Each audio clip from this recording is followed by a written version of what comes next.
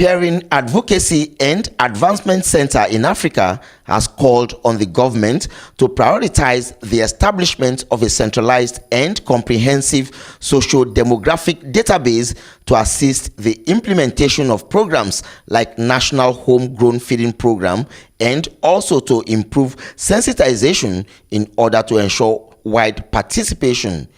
The executive director of Peering Advocacy and Advancement Center in Africa, Ezenwa Nwagu, made the call at the launching of Paaca report on homegrown school feeding program in the midst of COVID-19 held in Abuja. Nwagu said there is need for close monitoring of officials responsible for the implementation of the scheme to ensure that food items meant for children are not hijacked by officials and associates. There is a need for government to improve sensitization in order to ensure wide participation, and that all registered beneficiaries of the scheme participate and benefit from the program. Vouchers should be made available to all participants without discrimination and duplication to some beneficiaries. There should be strict adherence to the standard protocol required in the verification of pupils and standardize the content of the food packs. There is a need for close monitoring of officials responsible for the implementation of the scheme to ensure that food items meant for children are not hijacked by officials and associates. Also speaking, the Minister of Humanitarian Affairs, who was represented by the Personal Assistant on Food Feeding, Dotun Adebayo, said government only targeted 3 states and the household of children that attend public school. What people have had is when you say school feeding and there's no school in place, so people can't wrap their mind that how can you feed children while school is not in session. But what we did in the ministry was to run a take-home ration program.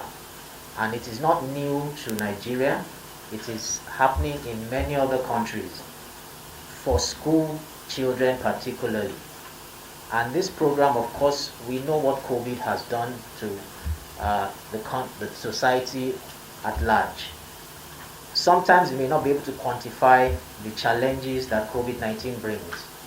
What it means is, a teacher, for instance, who normally has a regular income and has children and doesn't have that income anymore, will find it difficult to do the basic thing that he or she used to do. So it's a peculiar challenge. Now, as a ministry as well, the president gave a directive, and that directive was to see how we ensure we commence or continue a program that makes sure that children can get their meals.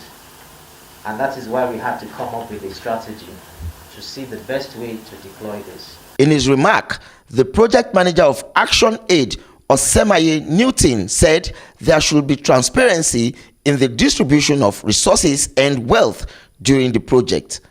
Federal government says it costs just 17 naira to feed a child in the whole intervention. If you benchmark that with the kind of money that NDDC spent within 5 months, it's become worrisome in the country where we find ourselves. That a single institution or a single organization can spend 8.5 billion naira within 5 months, and it's just costing 17 naira to feed a single child for an intervention.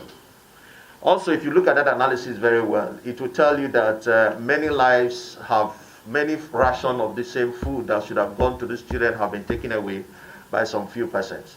So these are the things that actually keep us worried as Action Aid, that there should be fair distribution of wealth, there should be fair distribution of resources, and there should be fair distributions of our collective patrimony, if you like, in the country. So when that is not happening, we are quick to take action, supporting organizations like Paaca to find out what the report is all about.